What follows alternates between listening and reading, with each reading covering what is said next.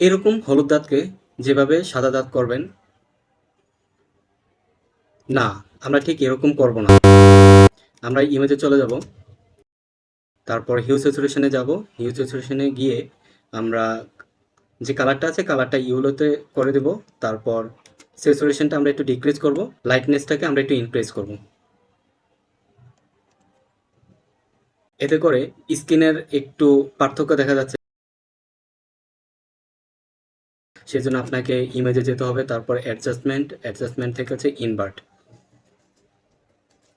তারপর আমরা ব্রাশ নেব, ব্রাশ নিয়ে আমরা হচ্ছে সফট রাউন্ড ব্রাশটাকে নিয়ে টিক দেব। সফট রাউন্ড ব্রাশ নিয়ে আমরা একটু একটু করে যে দাঁতের অংশটা আছে সেটা আমরা ব্রাশ করে নেব।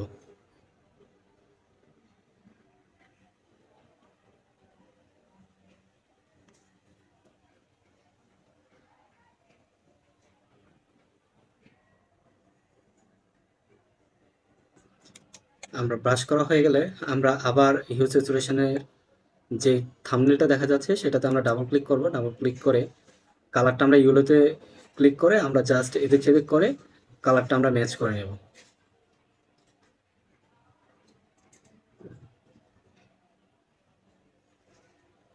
ঠিক এইভাবেই হলুদ দাগটাকে আমরা সাদা দাঁতে রূপান্তর করতে পারবো।